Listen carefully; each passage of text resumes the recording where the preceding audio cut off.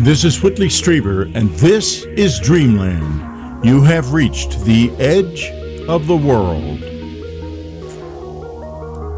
We've got quite a show today, but before we go there, I'd like to let you know that we've got signed books in the unknowncountry.com store now. My books are Communion, The Fourth Mind, Them, Jesus, A New Vision, The Key, and Hidden Garden, my poetry book. So if you'd like a signed book, go to unknowncountry.com and order through our website, and you'll get one very shortly. I also noticed that I'm wearing a T-shirt that I was given by friends who know me all too well. I usually don't wear it on the show, but it's ended up here, and I recorded the whole show with it. So, yes, I am a workaholic. I mean, anyone who's been doing a show like this for 27 years, writing, 10 books during that period of time, doing all kinds of travel and all kinds of things like that, is definitely a workaholic. And no, I have no intention of retiring. I can't imagine retiring. My work and my life are the same thing. Today, we are going down an interesting path. We've been down it before over the years. You've been down it too, and I'm sure in different ways. It's about out-of-body travel. 2 weeks ago, we had a show that appeared to me to involve a communication from a long-dead author, Mac Tonnies, requesting that his book, The Crypto-Terrestrials, be given another look. It's an amazing show, so if you haven't watched it, do that. Then last week, we went a little farther down that path with Chris Carter talking about afterlife in a way that it's usually not talked about. Usually there are stories and so forth, but not many people with a very serious scientific background go into it. He did. And this show is all about empowerment. So this week's author is the same. Samantha Treasure grew up on a farm in Ontario, Canada. She grew up in a house, as you will see and hear, where there were a lot of ghost sightings. She became interested in OBEs after her brother had one. She's got a BSc in social sciences and MA in medical anthropology, and she is an expert in what's known as cross-cultural research. She has worked in the UK and in South Korea, where she now lives, with people who have had these experiences.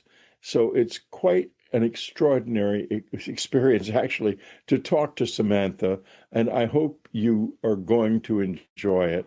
We're going to start, Samantha, with going back to your home in Ontario at the age of 8. Welcome to the show, Samantha Treasure.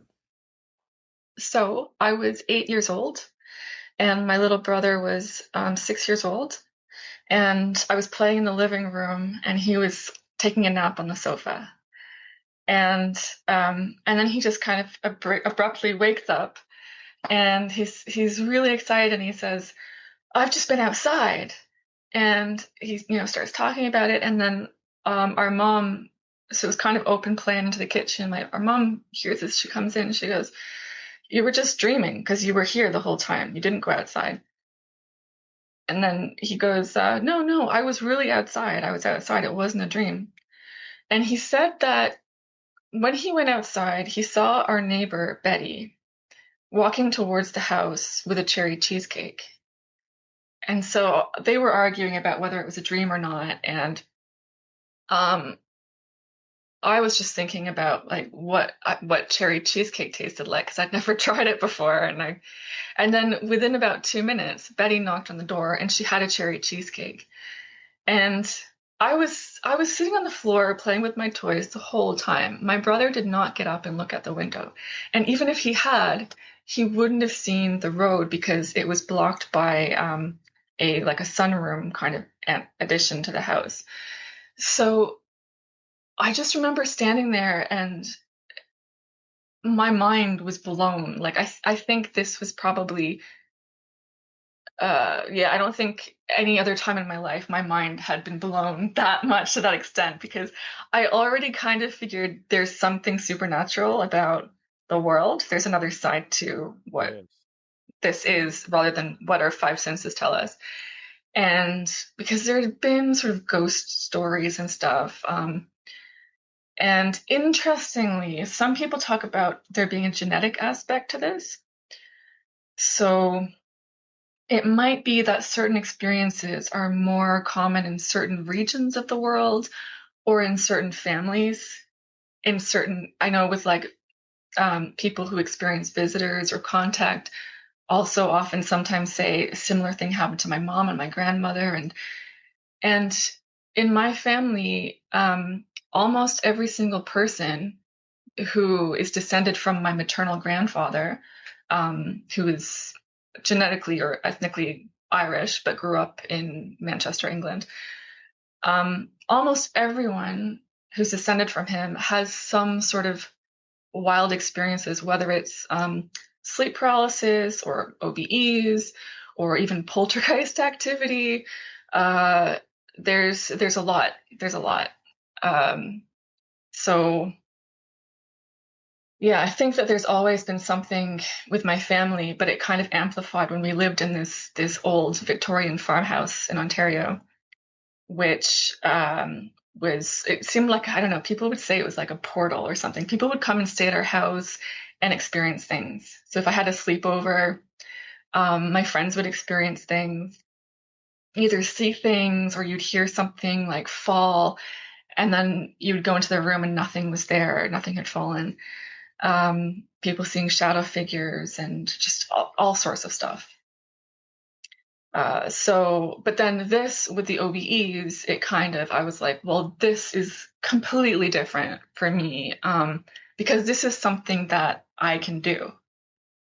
You know, I don't remember exactly what I believed about the astral world, but from my brother's experience, it sounded like I thought of it kind of as an X-ray vision, and it could be quite useful, right? Like people think that you're in one room, but you can see what's going on somewhere else.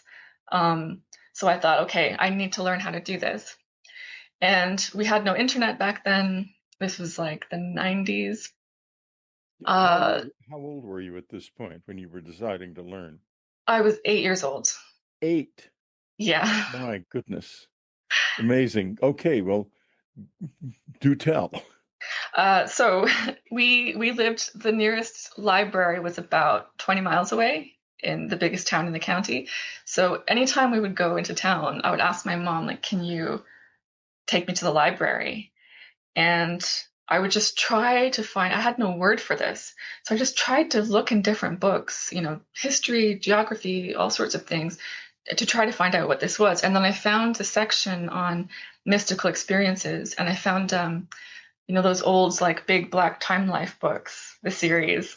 And there was a book, I think it's called Soul Journeys or something like that. And I think there were other books too. And I can't recall, I would have to kind of try to see what books they had then, but I can't recall exactly the technique I used when I was a kid.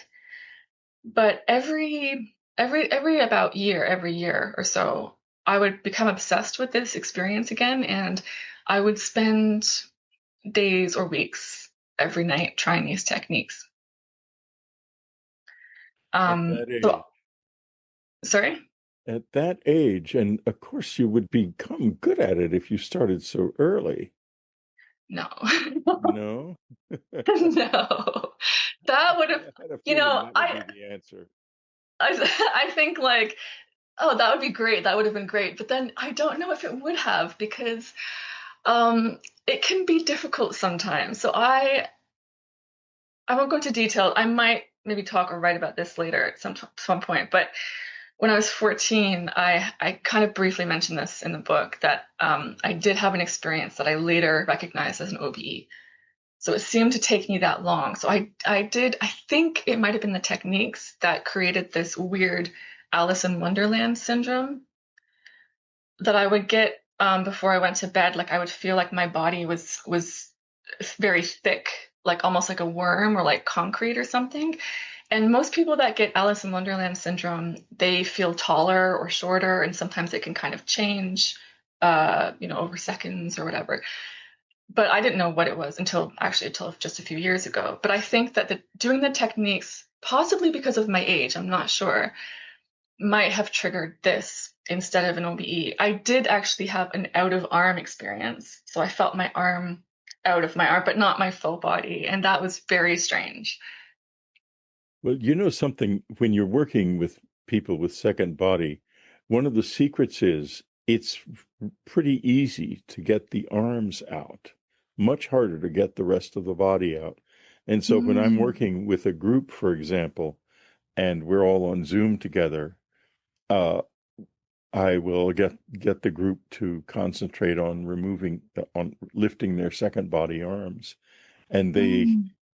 people who do this often can touch each other that way. Quite Oh, that's amazing interesting. across Zoom. Wow. Yeah. So that's one of the secrets. So folks, now you know one of the secrets. You can get your arms out much more easily than you can the rest of you. So bear that Oh. in mind. Samantha, you where? Let me ask you this. You started trying to do this for years. You started at the age of 8. And when did you first actually have some success at it? Okay. So I had the experience when I was 14. I didn't recognize it as an OBE at the time. I thought that it was just like an apparition experience. Well, wait a minute. Let me rephrase the question. Okay. You were uh, Allison. Maybe we better start this question again a little differently. Okay. Alice in Wonderland syndrome. Can you start by explaining that? And this Mm. was happening to you at the age of 14. Can This you? was happening to me earlier. So Uh, I asked my mom too, how old was I when this started? Because I was trying to figure out if it was from age 8 onwards, it might have been due to these astral projection techniques that I was right. doing. If it Now, started earlier, it's a recognized phenomenon yes, in psychiatry and psychology. So yes. can you tell us exactly what the scientific view of this is? hmm So it normally happens in children, especially when you have fever or children with like migraines or epilepsy. It can happen with adults as well. And it's usually happens at bedtime. So you feel your body kind of getting bigger or smaller or wider or thinner. In my case, it was like thicker. And they think that it has something to do with the body schema and the body image, which is relevant to out of body experiences and all kind of relevant to body dysmorphia and all kind of like bodily phenomena. So the body image is what we think our body looks like the size of it and its place, in the environment. And the body schema is related to like a network in our brain of how we can reach out and grab something. So we know how big our body is and where it is in the environment and how it can. So it's basically relevant to how we steer our physical body in the physical environment.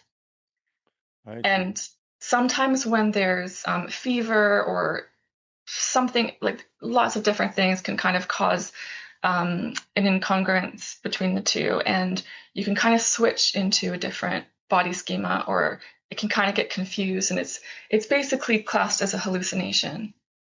The Alice in Yeah, Wonderland system, as is the OBE, but it's but of just that course, weird thing, unexplained things can happen during that hallucination as well.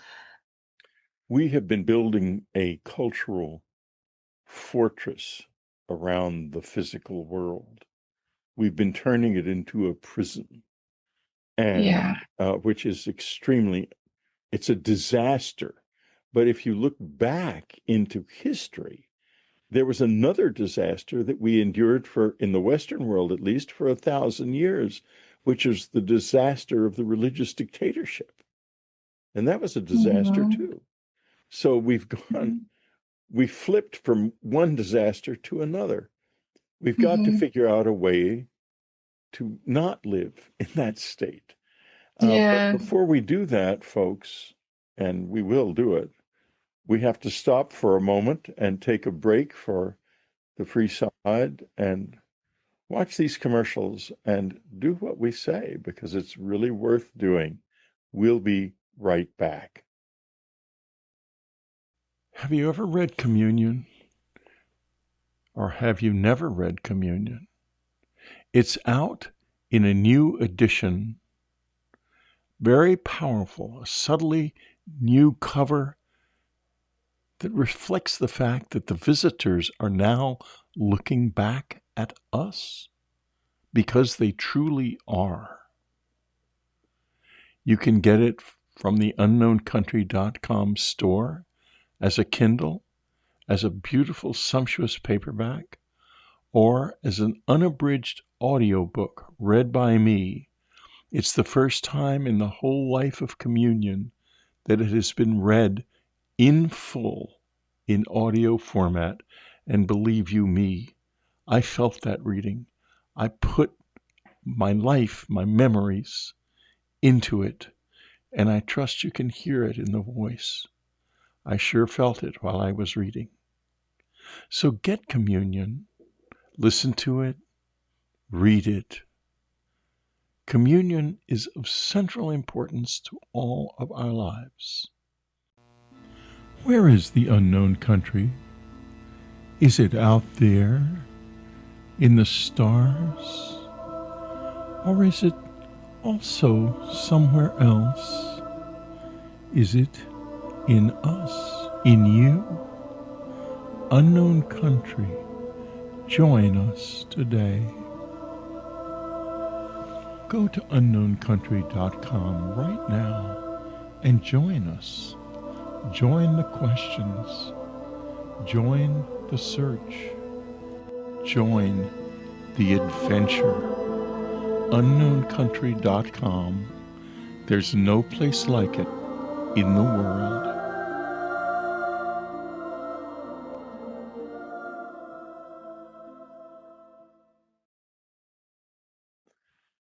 We're talking to Samantha Treasure. Her book, Out of Body Experiences, is available on Amazon and probably in bookstores, and certainly from the unknowncountry.com store, where you can also get signed copies of my books.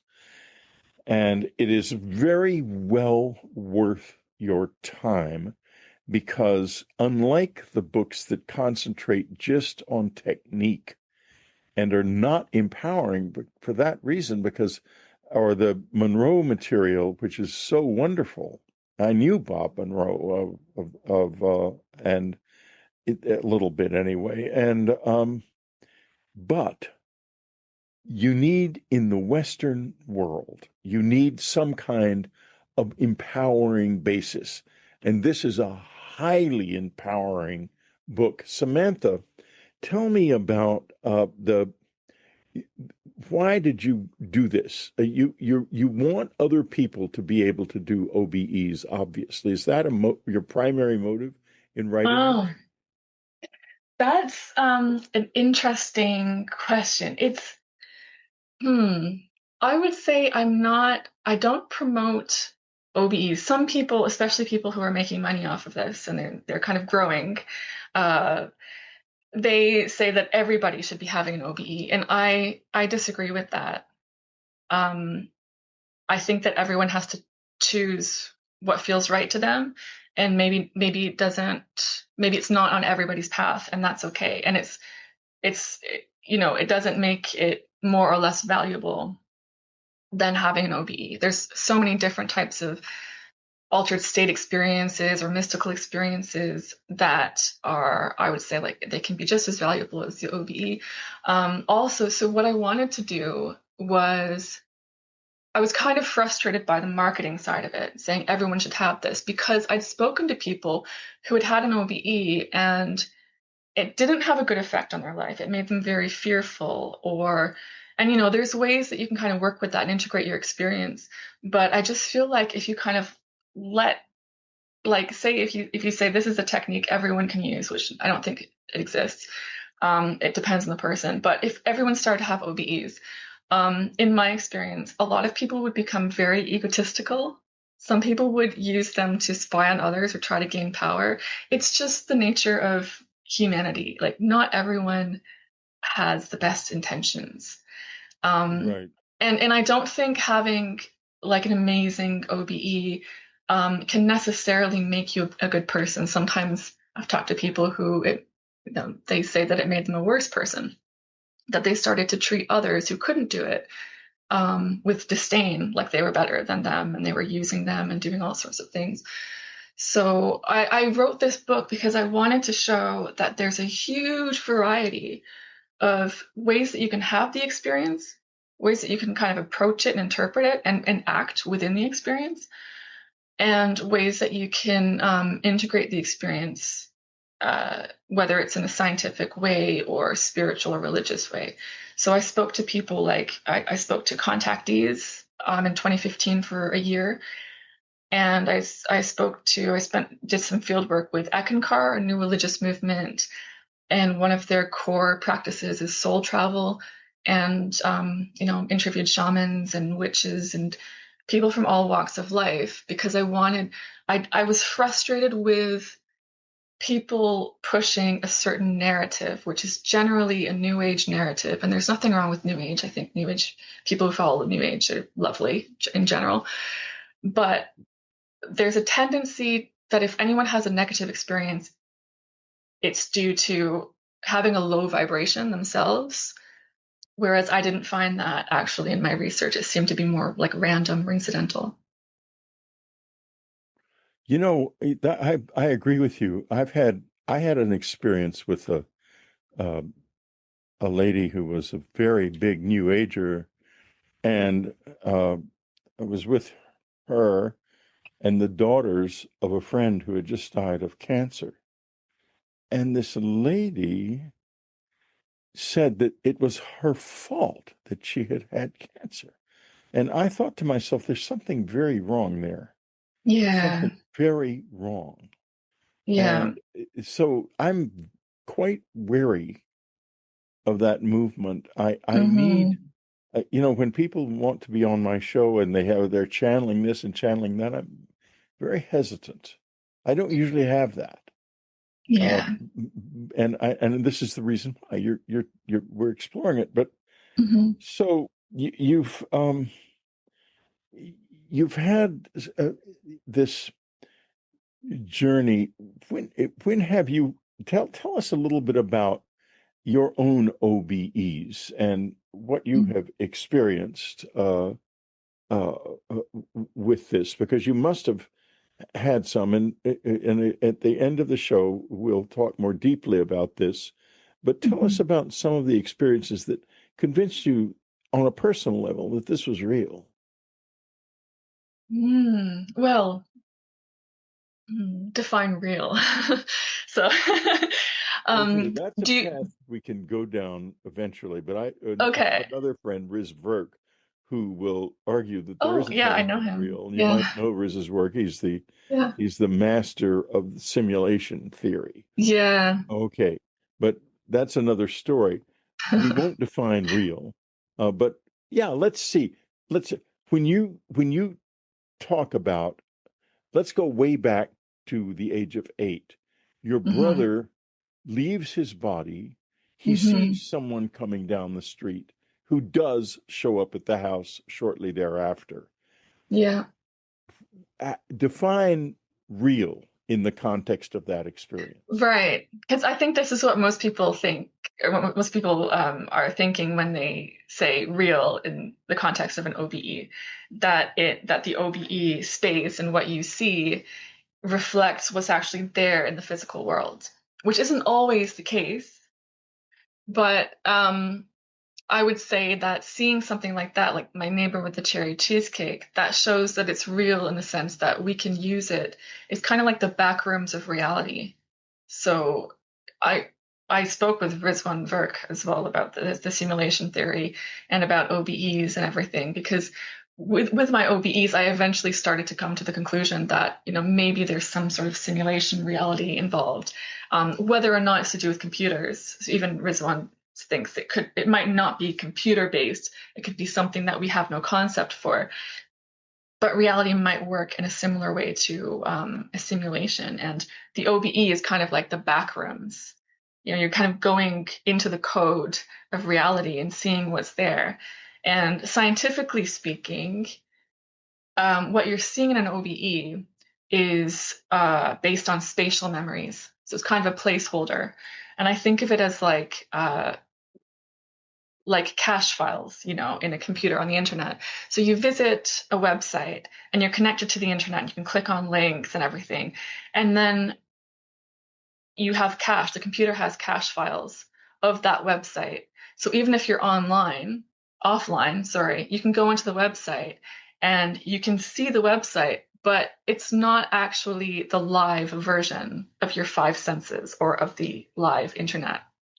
So you're just seeing the cache files, the kind of storage, memory storage in your brain. But that doesn't explain all the weird things that can happen too. Like there seems to be meetings that can take place. And I listened to some of your podcasts where you mentioned that sometimes the visitors can take you out of body by stimulating the back of the neck, which is interesting because I mentioned this in the book, that this is one of the mysteries for me. Why is it that some people experience like vibrations or an exit from certain parts of their body, which is fascinating to me.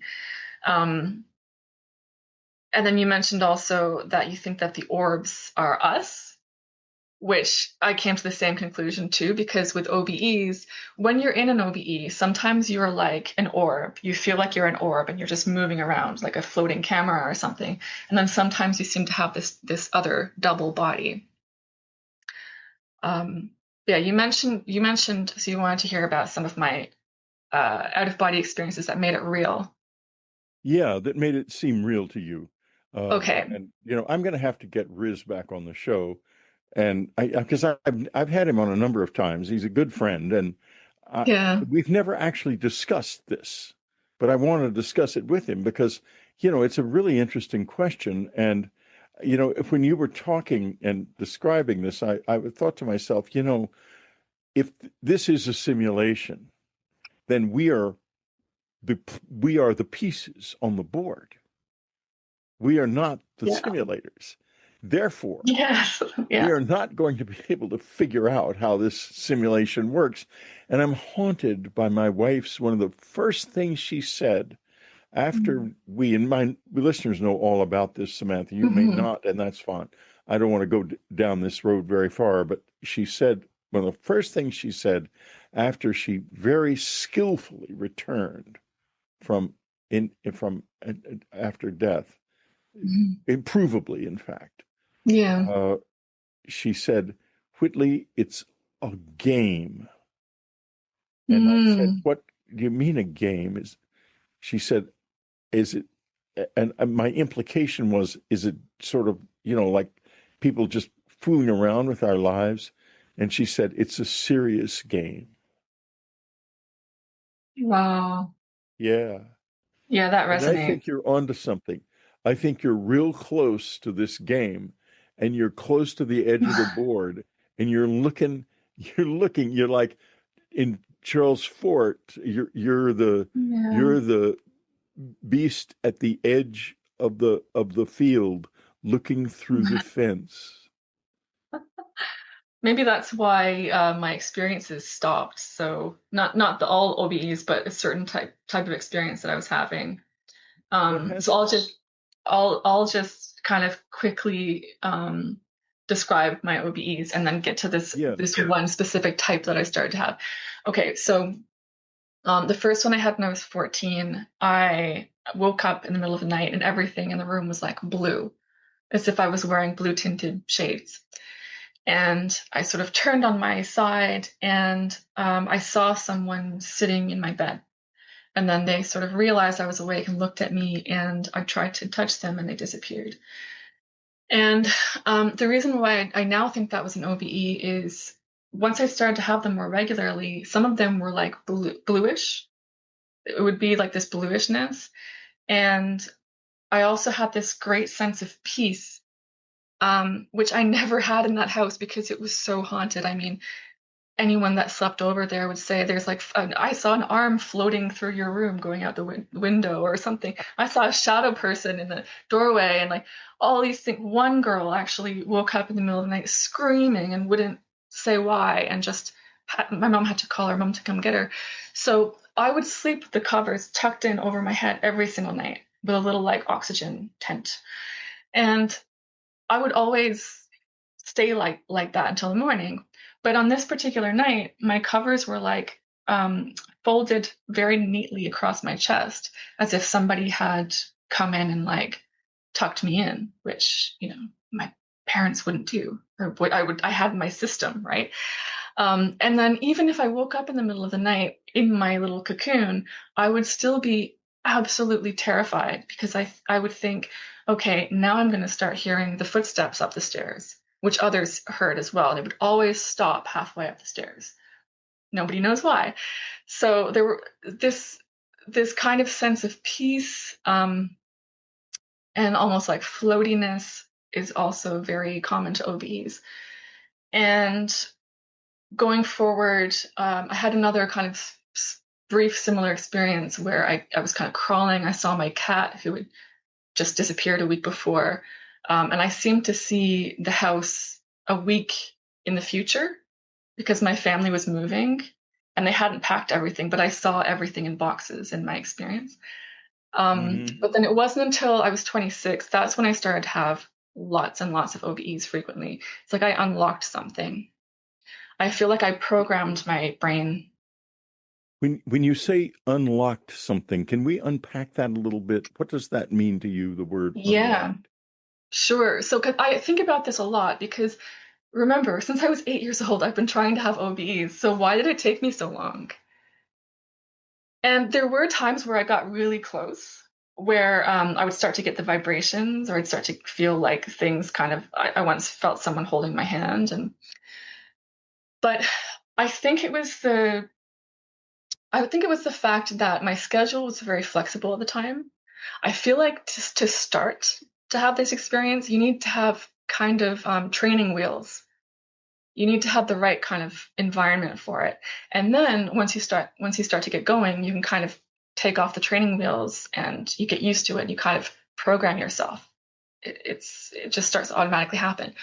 So I think I had the right training wheels. I had a flexible schedule. I worked evenings and I could sleep in. I was studying at university, but it was the open university, so I could make my own schedule.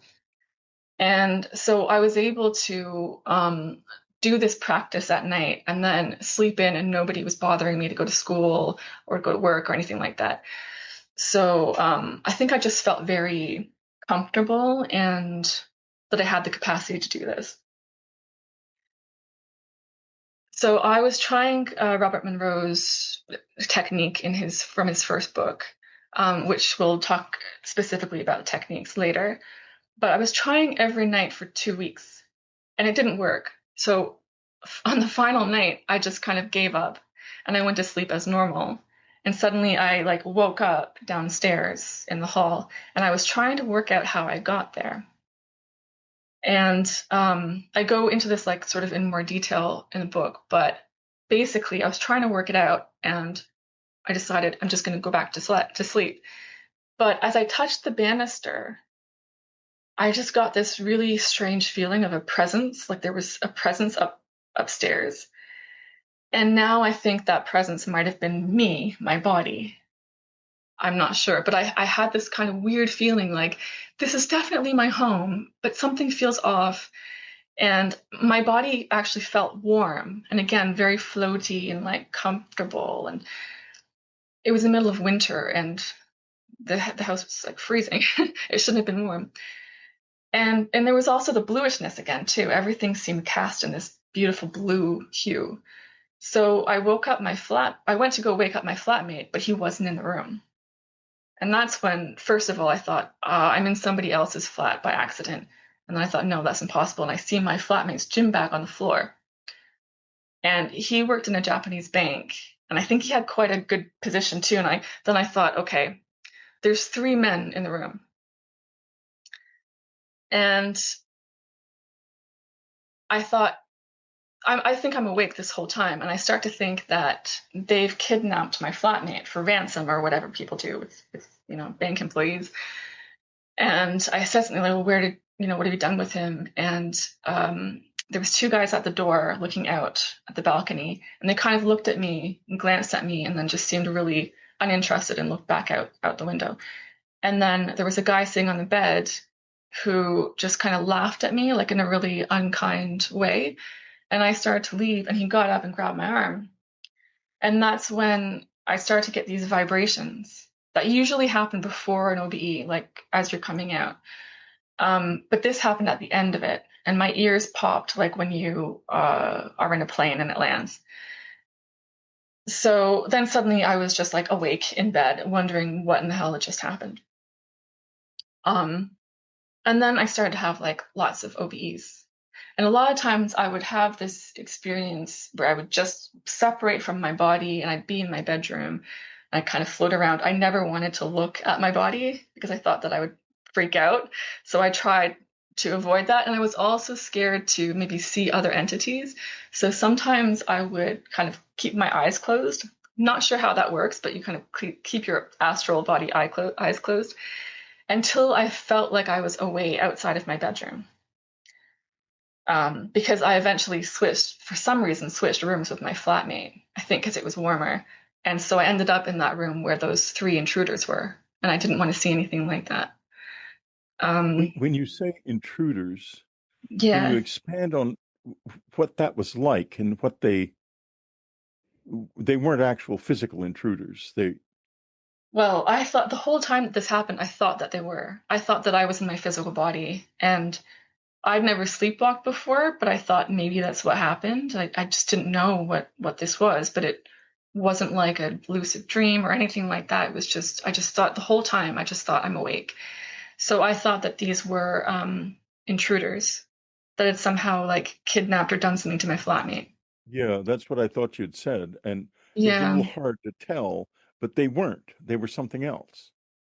Yeah, I mean, they looked like normal men, normal human men.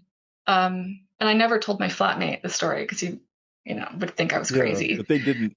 Did they disappear? What happened to them? No, they didn't. So when the one was holding my arm, the more I tried to get away, the more these vibrations would get stronger, and the more this kind of ear popping would get stronger.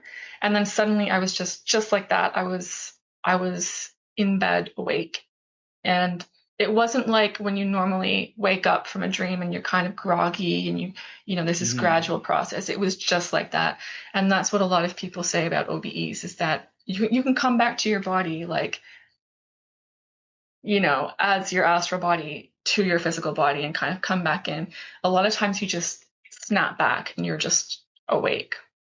Yeah, I've had both things happen. My first OBE, I couldn't get back in. The interior of my body was slippery. It was like it looked like silver, Mm. like mercury or something, and I kept sort of dripping out of it and dripping down the bedside. And I thought, my God, I've fooled around with Bob Monroe's book too much, and now I've killed myself. And Anne's going to wake up beside a mysteriously dead body or woman. And I'm trying hard to get back in because I have a life to live, and I was only like 45 or 44 at the time. Mhm. And the next thing I know, I'm suddenly in the world of the dead, and I know Mhm. this because I'm with my father. My father Mm. is mowing the lawn, and he looks back over at me and he says, "When are you going to come help me?" And I hated Wow. that more, mowing that lawn more than anything in the world. And he used to go out and mow it in order to shame me because I wouldn't do it. And so as soon as I heard that, when are you going to come help me? And I saw him mowing the lawn, bang, I was back in my body instantly. Wow. That's So, interesting. Some OBEs also, it can seem like you're in the past or in the future. So I've had some with, so well, yeah, to go back to like what is real. right? Yeah. Okay. We're it's a wonderful conversation because we've been Yeah. kind of circling that what is real. And now Yeah. are we going to be talking about the future Tokyo stuff? Or now is that where you're going? Yeah. Well, first I'll Well, tell you you go where you something want to that go. You go where you I'll want to go. I'll tell you something that I didn't put in the book. So I have a chapter on veridical experiences, experiences where you get evidence later that that thing did happen or that thing is in that place, that sort of thing that you couldn't possibly have known, right? And I have a few of those experiences, but I didn't want to make the book too much about me. I just wanted to put enough in there so that people get an idea of like my journey and why I decided to look at certain things and if there was no other example of a certain phenomena, I would put my experience in that this thing can happen. But one thing I think that this is one of my favorite OBEs, I think. Uh, so I was living in London and my mom lives in Ireland. And she would move a lot to different towns and different places. And I knew that she was moving that week, but she moved so much I didn't really care about the details because it would always change. So I didn't know if it was a house or an apartment, if she was sharing with someone or not. I didn't know anything about this place. But I had this OBE, which actually started from a lucid dream. So I saw my brother, who was in Canada, and my mom in my mom's kitchen, and they were talking, and they could see me and we were talking. And then all of a sudden, I became lucid, and I thought, okay, I'm going to use this lucid dream to practice my OBE technique and try to have an OBE because some of the things that happened, like the intruders experience, it would make me kind of scared to have an OBE from my bedroom. So I would use the lucid dream as a kind of testing ground to get over my fear and to hone my technique in that kind of safe way. So I went into the bedroom and I lay down in the bed and I tried my technique. And then I felt myself come out of my dream body, like layers, kind of like Inception, like different layers. And when I did that, everything was different. It was kind of darker and grainy, and the environment felt different. It was like I slipped into this different level of the reality, into these back rooms kind of. And I went back into the kitchen, and my mom and my brother were still talking, but now they couldn't see me. They couldn't see me and they That's couldn't hear me. weird. Yeah, they couldn't Oh, see me and they couldn't wow. hear me, which So is you very knew you were not common. in the normal, you were not in a normal state. No, so this is very common with OBEs, which I haven't come Yeah, across I know with it is. with anything else, is that this Well, experience of invisibility. here's a question for you. Do you suppose we often have OBEs ordinarily and don't know it?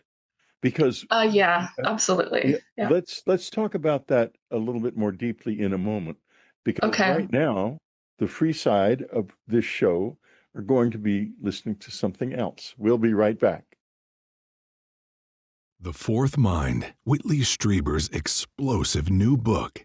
The first time alien anatomy, alien genetics, the alien brain, and the alien mind have ever been detailed publicly. Learn how they think. Learn what they believe. Learn what we mean to them. Learn when they are coming and why. Then, in Part 2, learn why we don't have powers like telepathy, levitation, and healing that they do have. Find out about the catastrophe that took our powers from us. Find out how we can regain them. The Fourth Mind, totally new, incredibly important. Get your copy today on Amazon. Available as a Kindle, hardcover, softcover, and an audiobook read by Whitley Strieber. We're talking to Samantha Treasure, her first time on Dreamland. It's loads of fun, which you're a very good interview, Samantha. Her new book Thank is you. Out of Body Experiences. And let's go a little bit farther down that road that we were just on a moment ago. I'll let you Hmm. take it. Okay. All right. So I'm in the kitchen. My mom and my brother can't see or hear me. And there's all these plants in the kitchen. It's really weird. Like it's just full of plants. So I start to try and move the plants, like the leaves, to get their attention, and it's not working. And so finally, I get tired of this and I go into the hallway. And I notice now, I didn't notice this before at any other point in the experience, but there's this broken plant pot in a grocery bag, and then there's like soil kind of tracked down the hallway. And I'm thinking, I can't, my memory is weird now, and I'm thinking, did I do that? Because I was just trying to mess with the plants. Like, did I somehow cause that to break? And then I come out of the experience, and it was so vivid and so real that I immediately called my mom and I told her what happened, and she freaked out because she said that she moved to this place. I told her, like, don't tell me anything about it. I'm gonna draw like a little blueprint of it, and I'm gonna, hand it to you when I come in. And she said that she hadn't had her plants for 5 years, so they were with a friend because she didn't have the room before. But now she had just taken them back, and she put all of them in the kitchen until she figured out where to place them. And she said that her puppy had broken one of them. And she was like, oh, I still haven't cleaned it up. It's still there in a grocery bag in the hallway. And the puppy had tracked soil down the hall. So I drew the blueprint of what I'd seen of her apartment. And the next time I went to visit, I held it in my hand as I stepped through the door. And it was exactly the same, except for a couple of details, which again is very common in OBEs. It's often not completely perfect. So one, I saw the bedroom door closer to the front door, but it was actually a little bit further away, like maybe a meter away or something. And then the second thing was that I saw a door between the living room and the kitchen, but it was actually open plan.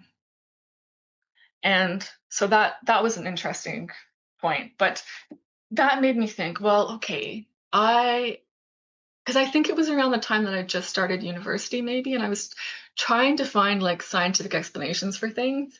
And I was kind of starting to maybe get a bit skeptical of things like, oh, maybe this can all be explained by our memory, our spatial memories.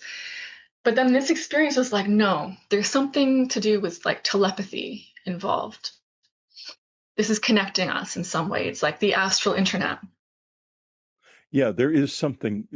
There's a level of connection that we're just beginning to explore. Last June, I was at Contact in the Desert here in California, and there was a demonstration of telepathy that was completely undeniable. And there have been other such demonstrations recently in other contexts as well.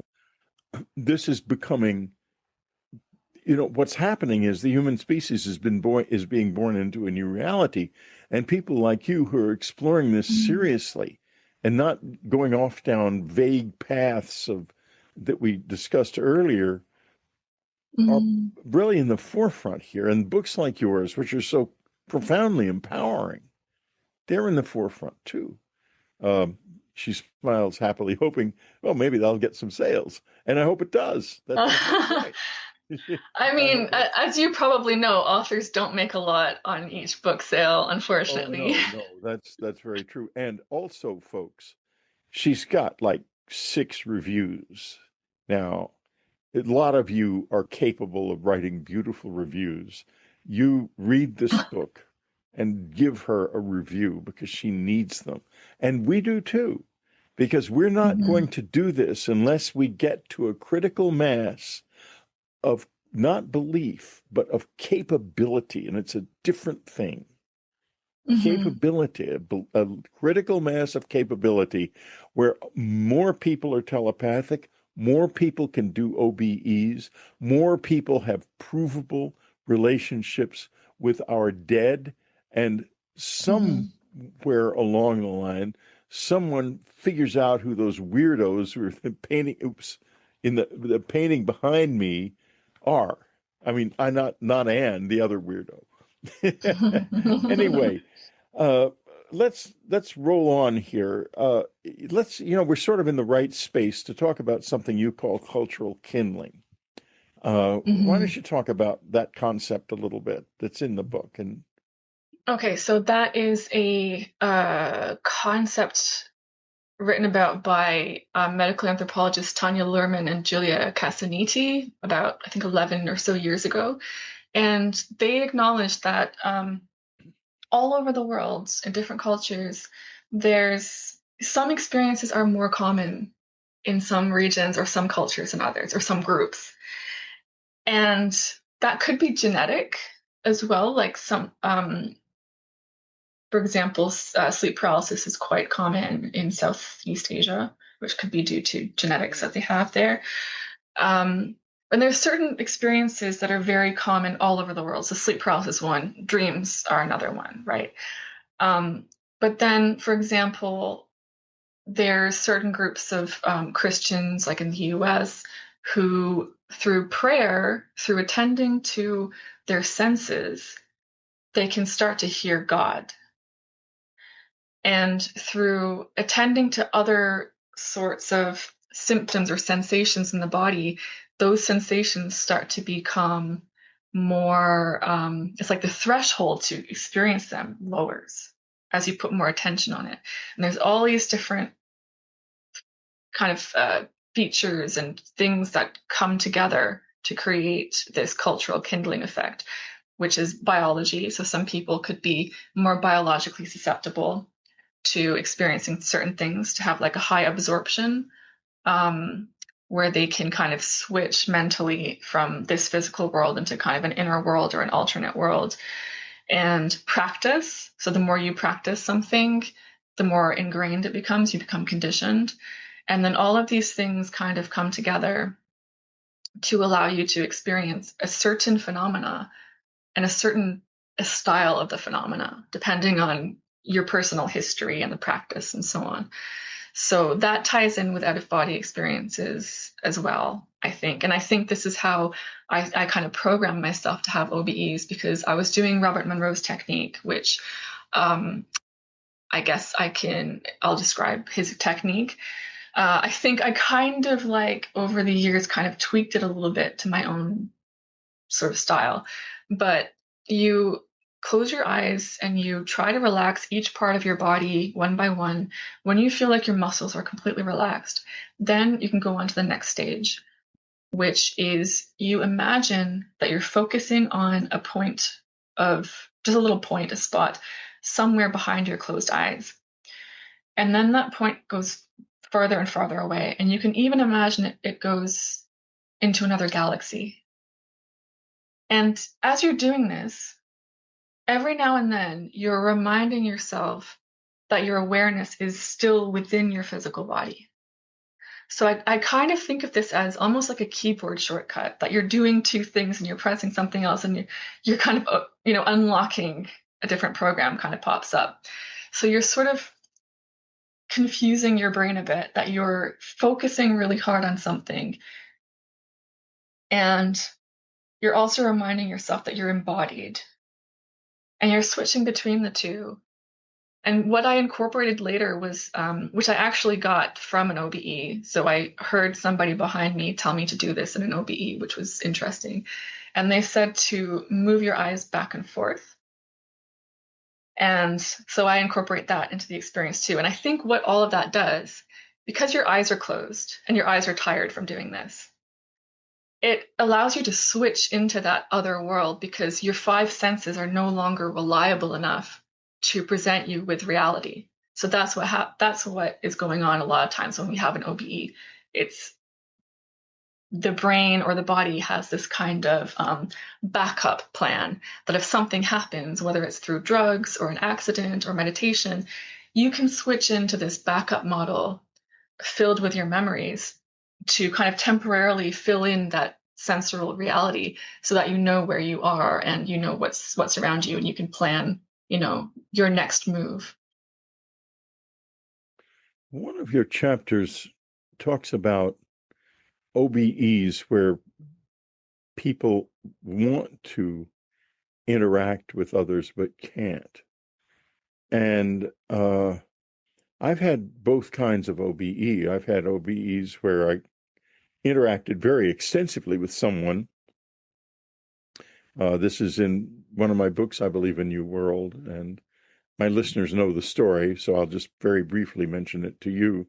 I ended up in an OBE that was controlled by whoever it was who can touch the back of the neck and draw the body out, the second body out that way. And the part of the purpose of the OBE was to engage with a man who was in this conference I was in. It was night and we were all asleep, and to convince him to take better care of his spiritual life. And I did this successfully. And the next morning, of course, he'd seen it and he was telling everybody about what he'd seen. And so that is one thing. And another that is that when you can't be noticed. And my wife, one of the first things in the early part, I was told about one thing she said. One of the things she said that I thought was very important was, it looks like you're all intentionally ignoring us. Mm. And that type of OBE where you can't be seen and you can't do anything, I think that's like being dead. Yeah, exactly. It's like being a ghost. You're having that experience of being a ghost. And it's interesting that like this, in the second chapter, I go into the parapsychology of OBEs, especially there's a lot more there's some recent stuff like from the 70s and 90s and so on, but I kind of focus more on the older stuff because the sort of OG parapsychologists, they were making connections between ghosts and OBEs a long time ago. That you can have an OBE and you can be seen as if you're a ghost, or you can have the experience where nobody's seeing you, but you're seeing them, which is like a ghost. There's all these. I think there's definitely a connection there with both of them. And then that kind of calls into question what you see, whether you're in an OBE or you're in the body, seemingly in the body, and you're seeing what you think is an apparition. How do you know if they're a deceased person, unless you know them, or there's somebody who's alive, maybe sleeping, and they're having an OBE without knowing it, or they're having an OBE and they're conscious of it? So to go back to your question before about do we have OBEs at night and not remember or not realize it, I think that's definitely the case. And a lot of people will say, we go out of our bodies every night, but I definitely think that's true. So one experience that I talk about, which this proved it for me, I don't expect anyone to believe it, but you can, try it for yourself. I was at an OBE retreat for a week, and I was usually staying up in one of the rooms. It was this haunted mansion in Ireland, and I had a roommate. But I kept kind of waking up and like hearing strange noises, and I was kind of spooked to be in this big old haunted place. So I ended up sleeping downstairs in a sleeping bag among a bunch of other people in this what used to be the ballroom. So it's completely packed, and we decided that night we were going to try and go out of body and find somebody else and exchange passwords. So when we first got there, we had to think of a password and not tell anyone, not write it down. And the first thing I thought was galantamine, because that's the substance I write about that the ancient Greeks used for memory. It's now used for dementia as well. But it's also used by lucid dreamers and astral projectors in the middle of the night, right before going back to sleep. And it's like rocket fuel. It can kind of like boost you into an alternate state. And I think what it's doing is it's probably just making you remember what is going to happen anyway. Mm-hmm. So that was my thought. Okay, galantamine is my password. And then I thought, no, I'm going to change it to orange because there's people here. English isn't their first language. It's a difficult password. So anyway, so a few nights later, so I'm in the ballroom and I go to sleep. I don't have an OBE, right? I don't have a dream. I don't remember anything from that night. And one girl that I befriended was sleeping next to me. In the morning, this woman who was amazing, she was a fruitarian. She looked 10 years younger than her age. And she says, okay, I had an out-of-body experience. I went downstairs, I went to the ballroom, and I saw Sam and this other woman, and they were sitting up talking to each other. I don't know still if she knew that I was sleeping there, or who I was sleeping next to. I'm not sure if she knew that we were physically there or not. But she goes, she said that she asked me for my password. Sorry. So I said the password was galantamine. It was Snowdrop, because that's what galantamine comes from. Snowdrop. So she says I was sitting up awake, and I told her it was like Snowdr something. And she was from another country. English wasn't her first language. But yeah, she got that, and I was like, that's crazy. That's crazy. And it's also interesting that I apparently told her my first password, the one that I went with first, and not the one that I changed. And then the girl, she got the lady next to me, her password. She said, it's navel. And then she said, oh, mine was abdominals, because she was into exercise, or it was the other way around, but it was the same meaning. And that lady remembered her experience. So they both remembered their OBE, and she remembered the meeting that they had. And she said, I saw a cartoon bumblebee around you. And she said, my password was B. So I was like, that's so interesting. So basically, people could be having OBEs consciously talking to you, like Inception, like maybe getting your bank details or something, and you don't know. The great illusion may be that we are only here in the physical world, and that what is, I hope, will happen over the next few years is this the intensity of change. And we have a lot of climate change. We have tremendous technological change with AI and so forth, and just an enormous amount of economic. All this change results in changes in us. And if we do this right, one of the changes will be that we open the door to this other level of reality. And speaking of that, folks, in the last half hour of the show, we're going to explore doing just that with Samantha. We're going to start by talking about something that interests me greatly, and I think that will interest you a lot, the future Tokyo experiences and her discussions with Riz Verk, one of the most incendiary and sweetest people in the world, a brilliant man.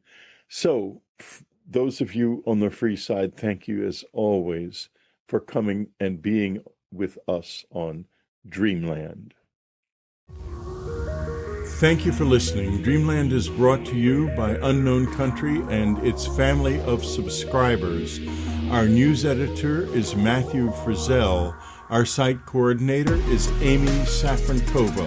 The founder of UnknownCountry.com is Anne Strieber. I am Whitley Strieber, your host for Dreamland.